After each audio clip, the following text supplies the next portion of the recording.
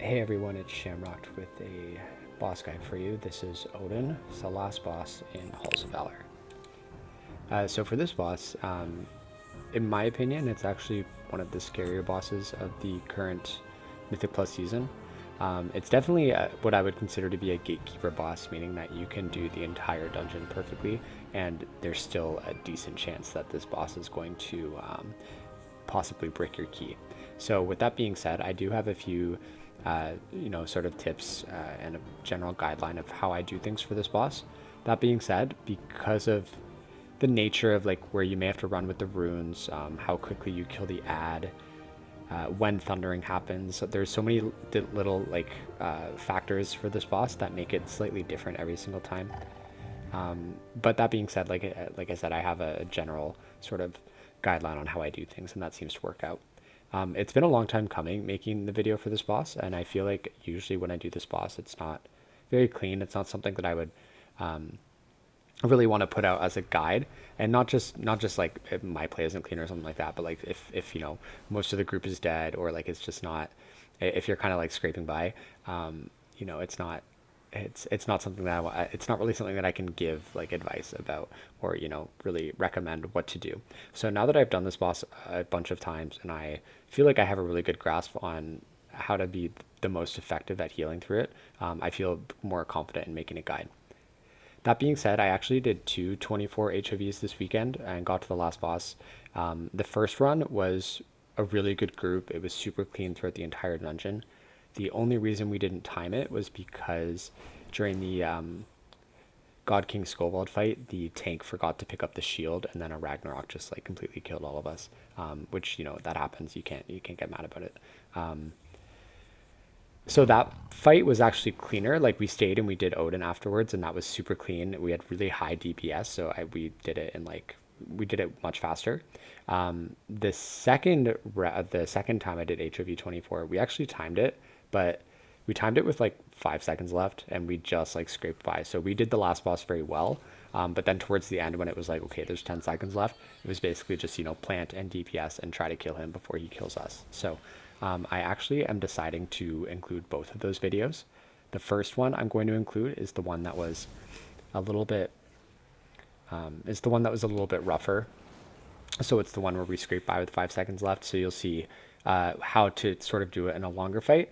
And then I'm also going to include the clip of the shorter fight as well, just so you can see what it looks like when it's done a lot cleaner and when your DPS is a lot higher.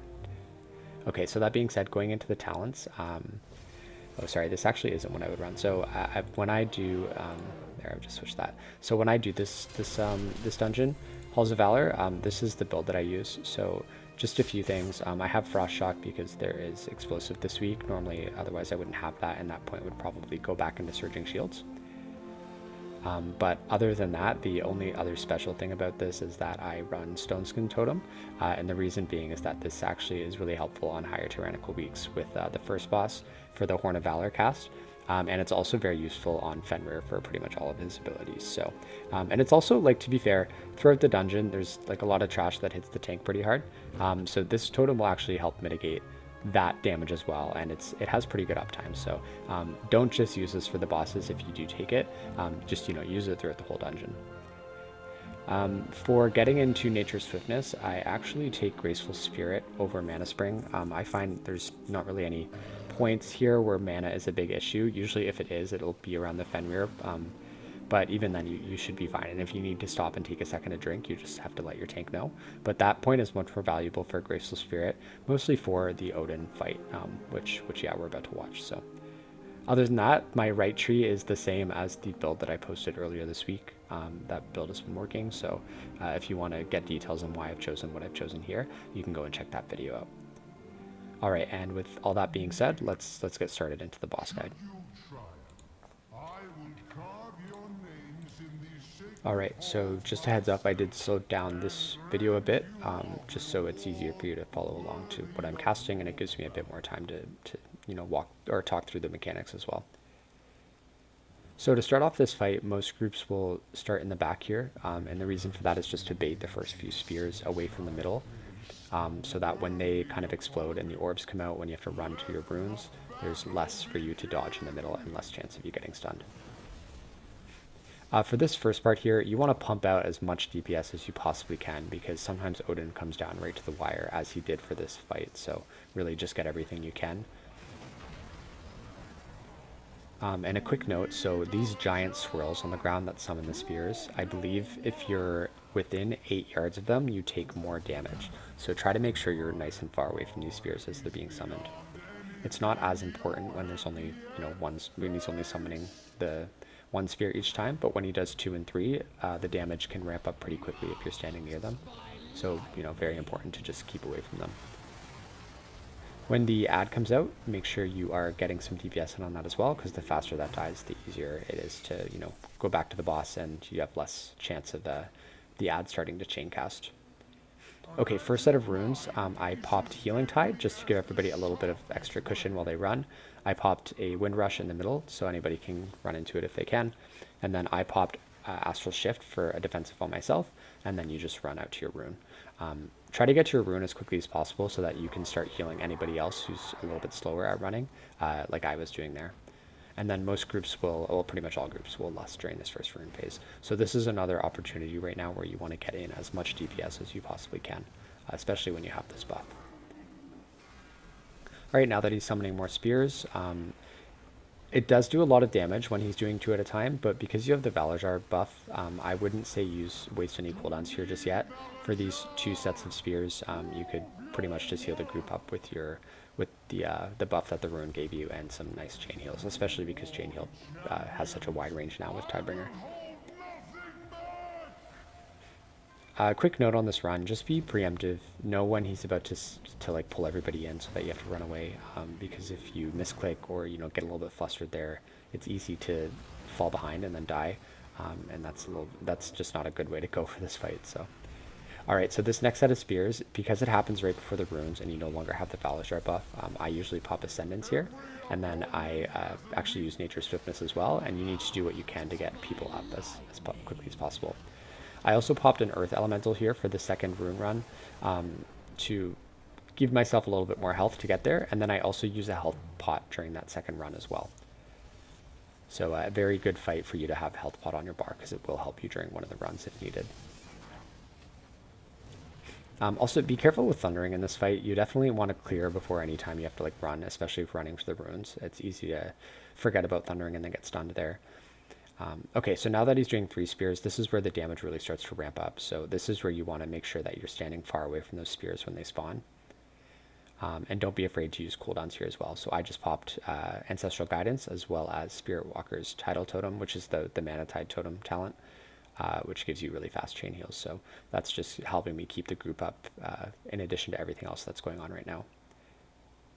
So we're getting down to the wire here. We have 30 seconds left. He still has, quite a bit of health. So this is sort of the spot where we kind of just plant in DPS. So we got one more spear phase here, and then it would be normally running to runes, but we don't have time for that. So basically it's just try to survive here and then do as much damage as possible. So the reason that guy got one shot and everybody else took so much damage is because we were all standing so close to those spears. So had we run away a little bit, that would have done a little bit less damage.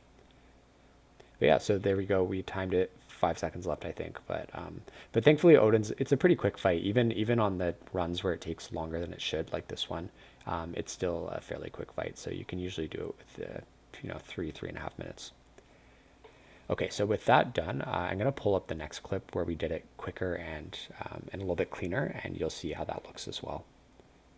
Okay, this one I'm going to keep at full speed, and immediately you'll see we're starting in the same spot, so we're going to bait those spears off to the side.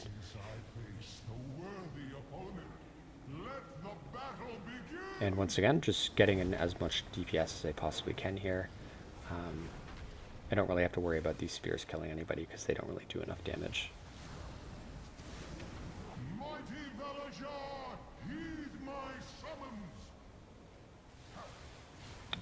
Also, I should have mentioned this in the other one, this is a fight where you want to save Stormkeeper, don't use it on pull, just wait until you have, and especially if you have any big DPS trinkets that are on use, or even if you use damage pots, wait until you have the rune buff for that. Okay, first run again, I use Astral Shift, and then I get up to my rune. So I should have also popped a Wind Rush there. However, I didn't. Maybe I can't remember if we decided to save it for the second one for this run. But we'll see. And here we go. This is where you use Stormkeeper and any other big DPS that you can do. And remember, once again, for these spheres, they will do less damage if you are further away from them. I believe the threshold is 8 yards for that.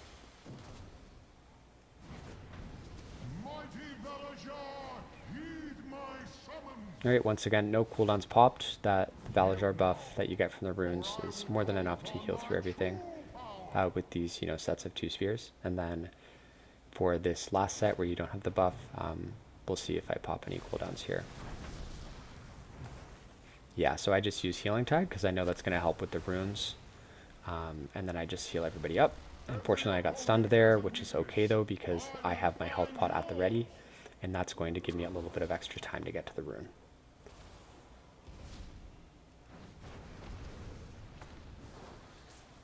You'll see me popping Stone Skin Totem here.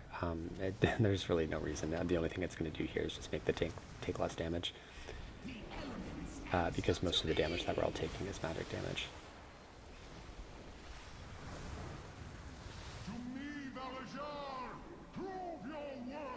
Alright, so I was pretty confident here with the Valajar buff. However, once again, like I did on that first run with the clip,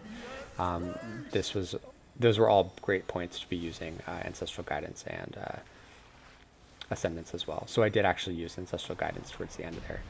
But yeah, so this one we killed it a little bit faster. Oh, actually, I thought it was a lot faster. But now that I guess I'm watching them together, it was basically the same amount of time. It just, I don't know, for some reason this run felt a little bit cleaner to me. But yeah, so there you go. Two Odyn runs, both successful, both involved, the DPS dying a couple of times just because that's, if they don't get to their rune on time or if they stand in a spear or get stunned or whatever. There's a lot of different things that can kill people here that you can't really control. So with that being said, I would just advise that you do what you can to make sure you don't die. And, from a healing standpoint, make sure you're topping everybody up so that they have less of a chance of getting one shot by, doing any of the other mechanics incorrectly. And yeah, that's it. So once again, this boss, super scary, but it is doable. And there is a general strategy that you can follow here that seems to work the majority of the time. So with that, I wish you good luck and I'll see you next time.